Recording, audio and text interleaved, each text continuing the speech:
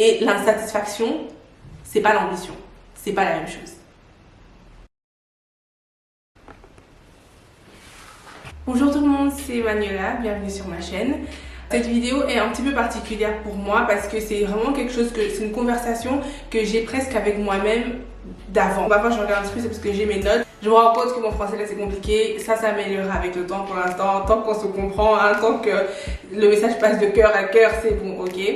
Donc, cette vidéo, tout le monde peut la regarder bien sûr, mais elle est vraiment particulièrement pour la personne qui se dit j'ai raté mon année 2022. Et souvent quand on se dit j'ai raté mon année 2022, c'est encore plus pour la personne qui se dit j'ai un peu raté ma vie et j'ai encore raté mon année 2022. Tu as l'impression que tu fais beaucoup la même chose, les mêmes erreurs et tu as l'impression que je suis en train de faire les mêmes erreurs année après année et j'avance pas vraiment. C'est vraiment, cette vidéo est vraiment là pour toi quoi. N'hésite pas si tu as des conseils ou d'autres choses aussi, ou si tu te retrouves, n'hésite pas à liker cette vidéo, à en tout cas mettre en commentaire s'il y a des choses que tu as envie de rajouter, si tu as des choses, des questions que tu as, n'hésite vraiment pas. Ce serait vraiment chouette d'avoir une conversation en commentaire là-dessus. Pour commencer, je sais qu'il y a certaines choses, tu vas te dire c'est cliché, c'est bon, je sais. Attends, parce que la plupart des choses dans la vie sont clichés, la plupart des choses dans la vie on sait. C'est pas parce que tu le sais dans ta tête, que tu le sais dans ton cœur ou que tu le réalises ou que tu le fais vraiment. Il y a différence entre savoir théoriquement et savoir parce que tu le fais d'expérience, d'accord? Donc déjà, je te parle comme ça parce que c'est moi-même. C'est vraiment comme je dis une conversation avec moi-même parce que je sais déjà que si moi on me l'avait dit comme ça, j'aurais dit ouais mais ça je sais, attends. Première chose, tes objectifs de l'année passée. On va déjà commencer par les objectifs eux-mêmes parce que souvent quand on n'a pas pu atteindre ses objectifs, on commence par réfléchir en fait à notre propre comportement.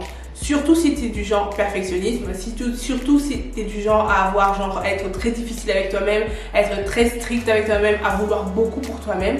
Surtout quand tu es t'as ce genre de personnalité ou ce genre de mentalité plutôt. Tu as tendance en fait à commencer à te dire mais pourquoi j'ai pas fait ça, j'aurais dû faire ceci et tout le tralala. Et on va parler de ça dans une seconde, mais d'abord on va commencer par les objectifs là que tu avais décidé, là que tu avais dit c'est les objectifs de 2022. On va commencer par eux et on les attaque pas, mais c'est la base et il faut les revoir. La première chose, et je sais que tu vas me dire je sais, la première chose c'est pourquoi tu as ces objectifs. Et la raison pour laquelle je parle là-dessus, je sais qu'il y a pas mal de contenu sur le pourquoi des choses, etc. Mais il y a une façon de le voir que, en tout cas, moi, j'avais pas réalisé en fait ce qui se passait.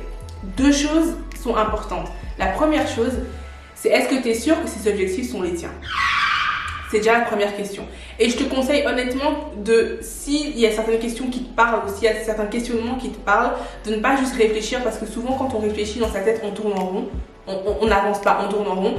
Je suis quelqu'un qui réfléchit tout le temps, donc qui réfléchit trop même, qui pense trop, donc tu n'arrives jamais vraiment à une conclusion. Je te conseille vraiment de prendre un papier, de prendre un bic et d'écrire. Ça te permet de prendre du recul sur ce que tu dis et de toi-même réaliser quand tu lis ce que tu écris, quand tu écris, toi-même tu te rends compte et tu as un petit peu de recul et tu peux mieux en fait, on va dire arriver à une conclusion ou au moins avancer dans la réflexion que juste tourner en rond dans ta tête. Donc déjà, voilà, petite note. La raison du pourquoi et la raison du est-ce que tu es sûr que ce sont les tiens, parce que en fait même moi je me suis rendu compte l'année passée, par exemple un des objectifs que j'avais, parce que j'avais un autre blog l'année passée, c'était de créer beaucoup plus de contenu. Donc je suis en mode ok, je vais faire beaucoup plus de photos, de vidéos, ça m'intéresse, j'ai envie de faire des super trucs, etc. C'était un de mes gros objectifs et clairement ça n'a pas avancé, j'ai pas vraiment fait ça, etc. Donc c'est tout un drama. On pourra parler de ça d'une autre fois, mais au fur et à mesure, et à un moment donné pendant l'année, j'avais décidé d'un peu me couper, un peu m'isoler, etc. D'un petit peu, voilà, juste ne pas avoir trop de stimuli autour de moi.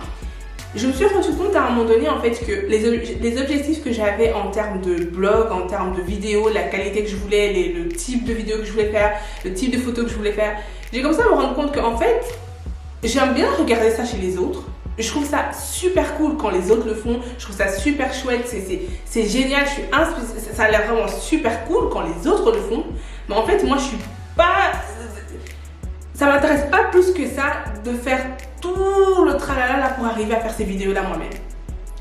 Et c'était un truc que j'ai eu du mal en fait à accepter au début, qu'en fait cet objectif et cette vision que j'avais, c'était pas la mienne.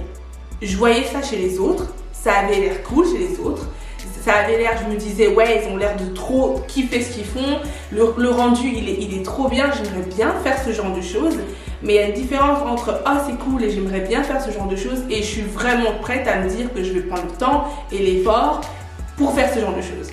Et je me suis rendu compte qu'en fait, certaines de ces choses, de ces vidéos, de ces contenus, c'est ok si je les regarde seulement en fait.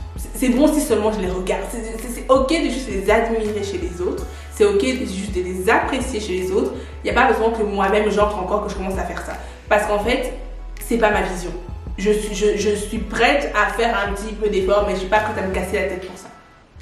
Et ça, c'est quelque chose, c'est juste un bête exemple, mais parfois on a des objectifs, c'est pas ce que toi tu veux vraiment. Parfois, c'est un objectif, tu te dis, en 2023, je voulais ça, j'invente le permis, la maison, le couple, les enfants, bref. C'est un peu les objectifs qui reviennent souvent. Perdre du poids, plein de choses. Et parfois, en fait, c'est un peu se dire, ou je veux commencer mon business. Et parfois, c'est un peu se dire, est-ce que c'est vraiment quelque chose que toi tu veux? Ou en fait, tu as l'impression que c'est un peu ton milieu. Ou c'est ce qu'on a un petit peu, c'est un peu le next step, l'étape suivante logique. Genre, bah, c'est logique, maintenant je dois avoir ça, quoi. C'est logique, maintenant il faut que j'achète la maison. C'est logique, maintenant il faut que j'achète l'appart. Mais logique par rapport à quoi? En fait, c'est par rapport à quoi? Par rapport à qui? Et ça, c'est hyper important parce qu'en fait, ton esprit ou ta pensée ou ton cerveau a toujours un moyen de te ramener à ce qui est important pour toi vraiment et pas ce qui est important pour les autres. Et donc en fait, tu peux te donner un objectif mais être à fond, ouais, je veux vraiment ça, c'est pas vraiment ce que tu veux, tu vas trouver un moyen de saboter en fait. Parce que tu vas pas tenir sur la longueur à faire tous ces sacrifices pour un truc que tu ne veux pas vraiment. Tu vois ce que je veux dire? Donc première chose, est-ce que tu veux, pourquoi ces objectifs en fait? Est-ce que c'est vraiment les tiens? Et une autre chose hyper importante que je voudrais rajouter par rapport à cette idée d'objectif et du pourquoi, c'est que je trouve qu'on ne parle pas assez du sacrifice. J'aime pas ce mot moi non plus, mais je trouve qu'on ne parle pas assez du sacrifice. Quand tu as un objectif et que tu veux quelque chose, il y a un prix à payer pour ça. Parce qu'en soi, un objectif, qu'est-ce que c'est? C'est tu veux changer quelque chose, ta vie, une réalité, des circonstances, et peu importe ce que c'est, tu veux changer quelque chose. Changement veut dire qu'il faut faire les choses différemment. Il faut donc arrêter de faire certaines choses et faire d'autres choses. Se arrêter de faire certaines choses là, ça, et se faire quelque chose là, c'est des sacrifices. Tu dois accepter d'arrêter de faire certaines choses que tu faisais avant et il y a une raison pour laquelle tu les faisais avant. Ces habitudes ne sont pas venues de nulle part. Je parlais de ça souvent quand je me faisais la réflexion de la perte de poids. Quand tu dis, voilà, mon objectif c'est de perdre du poids, pour moi, il y a une question essentielle de se poser, c'est comment tu as pris ton poids ou le surpoids. Et c'est pas juste parce que j'ai trop mangé, c'est trop facile. Sinon, tu serais pas en train de galérer pour perdre du poids. Souvent, il y a quelque chose derrière. Pourquoi tu as trop mangé? Est-ce que tu prenais la nourriture? Pour moi, la nourriture, c'était un peu un réconfort émotionnel. Est-ce que c'était ça? Du coup, tu peux pas juste te dire, et c'est pour ça que moi, par exemple, pour l'instant, j'ai pas d'objectif de perte de poids, parce que tant que je n'ai pas séparé, on va dire, ma vie émotionnelle, ou plutôt que je n'ai pas séparé la nourriture comme étant un moyen pour réguler mes émotions, ça sert à rien d'avoir un objectif de perte de poids. Parce qu'à un moment donné, quand j'aurai une émotion forte, etc., je voudrais me tourner vers la nourriture. Tu crois que entre le moment où je me sens mal et j'ai l'impression que j'ai besoin de j'ai besoin de faire passer, on va dire, une mauvaise émotion et genre bikini body ou summer body, tu crois que sur le moment où j'ai une émotion hyper négative, je vais me dire oh bikini body, summer body, mais je m'en fous de ton bikini body en fait. Pour l'instant, ça va pas. Et souvent, c'est des choses qui sont beaucoup plus profondes que juste, voilà, j'ai envie d'avoir un summer body, etc., tu vois. Donc ici, clairement, oui, j'ai envie d'avoir un summer body, oui, j'ai envie de ressembler à quelque chose de particulier, mais pour l'instant, je ne peux pas encore me permettre de dire je vais arrêter de manger de cette façon-ci parce que j'ai pas encore fait le switch et de me dire ok, de quelles autres manières je peux gérer mes émotions. C'est pas encore assez ancré pour me dire je suis prête à laisser tomber la nourriture comme une manière de gérer mes émotions. Et la raison pour laquelle je dis ça, c'est parce que au final, quand il s'agit d'avoir ton objectif, il faut réfléchir à une chose, il faut penser à une chose. Il y a une équation assez simple sur le fait que la peine de ce que tu vas devoir sacrifier pour atteindre ton objectif doit être plus petite que la peine de ne pas atteindre ton objectif. C'est-à-dire que quand tu penses à tout ce qui va se passer si tu n'atteins pas ton objectif, ça doit être beaucoup plus douloureux de penser à ça que quand tu penses à tout ce que tu dois sacrifier pour atteindre ton objectif. Et ça, c'est ici aussi que tu commences à voir si ton objectif c'est vraiment le tien, pas le tien, si tu es vraiment prêt, si tu n'es pas prêt, etc. C'est ici aussi que tes vérités commencent à sortir. C'est ok de se dire, en fait, oui, il y a quelque chose que j'aimerais bien, ça a l'air chouette, mais en fait, je ne suis pas prête à faire des efforts pour ça. C'est pas un problème, c'est pas mauvais, ça veut pas dire que t'es paresseuse ou un truc comme ça. Ça veut juste dire que c'est pas une priorité pour toi.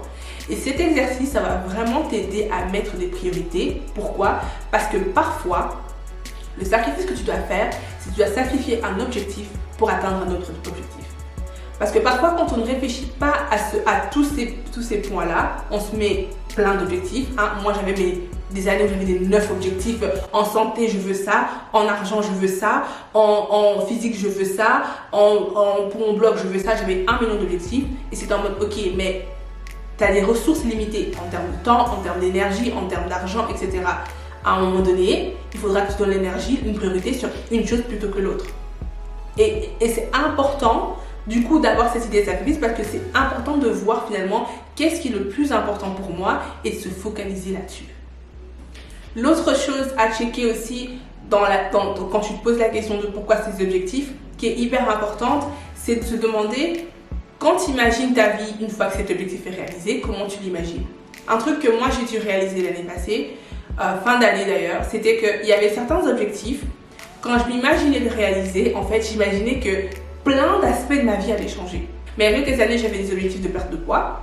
Et avec le recul, je me suis rendu compte que quand je m'imaginais comment une fois que j'aurais perdu du poids, je n'imaginais pas juste que voilà, j'ai perdu du poids et c'est tout. J'avais l'impression que toute ma vie allait changer. J'avais un peu, au fond, genre consciemment, je sais qu'une perte de poids, c'est une perte de poids. Tu perds 20 kilos, qu'est-ce qui a changé? 20 kilos en moins. Mais en fait, j'avais l'impression que oui, mais je serais beaucoup plus en paix avec moi-même, que je serais beaucoup moins dure avec moi-même parce que j'aurais vu que je suis capable de tenir un objectif jusqu'au bout. J'avais l'impression que voilà, j'aurais plus de confiance en moi. J'avais toute une liste de trucs et du coup, j'avais l'impression que du coup, que de la façon dont que j'aurais plus le courage de prendre des risques. Et donc, j'avais en fait mis plein d'espoir et plein de fantaisie et plein de trucs sur juste ce seul objectif de perte de poids. Et c'est pas pour dire que quand tu as un objectif et que tu le réussis, bien sûr, tu as des retombées qui sont extérieures à ton objectif, mais il faut faire attention à ne pas en fait créer une fantaisie et en fait te dire que oui, de mettre en fait ton objectif sur un piédestal et te dire quand j'aurai cet objectif, quand j'aurai atteint cet objectif, ma vie sera comme ceci, je m'aimerai plus, je serai plus heureux, je serai plus cela.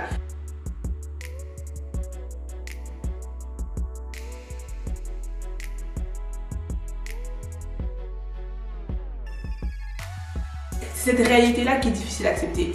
Atteindre cet objectif ne va pas rendre ma vie parfaite. Atteindre cet objectif ne va pas faire en sorte que je vais mieux m'aimer. Atteindre cet objectif ne va pas faire en sorte que j'aurai une meilleure relation avec moi-même.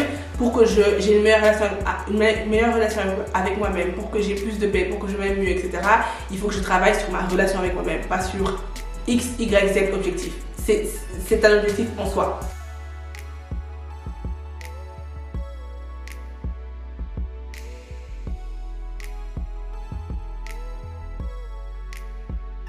Parce que finalement, c'est plus confortable de rester dans cette illusion que quelque part là-bas, il y a une vie parfaite, plutôt qu'en fait d'arriver à cet endroit et de se dire « Bon, je suis arrivée, j'ai fait cet objectif, ma vie n'est pas parfaite, c'est quoi le next step ?» Il est peut-être temps que je travaille sur ma relation avec moi-même. Il est peut-être temps que je revoie certaines choses qu'il y a eu dans mon passé qu'il faut que j'affronte.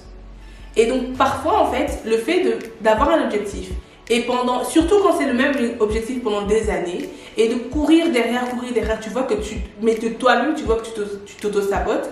Parfois, juste ce processus de courir derrière un truc sans jamais y arriver, tout ce drama, en fait, ça te permet de garder ton esprit fixé dans ce drama au lieu de réfléchir à la vraie chose. Et la vraie chose, c'est pourquoi est-ce que tu as l'impression que c'est seulement une fois que tu as atteint cet objectif que tu peux finalement avoir une meilleure relation avec toi-même, que tu peux finalement être plus heureuse, que tu peux finalement être plus en paix, que tu peux finalement X, Y, Z.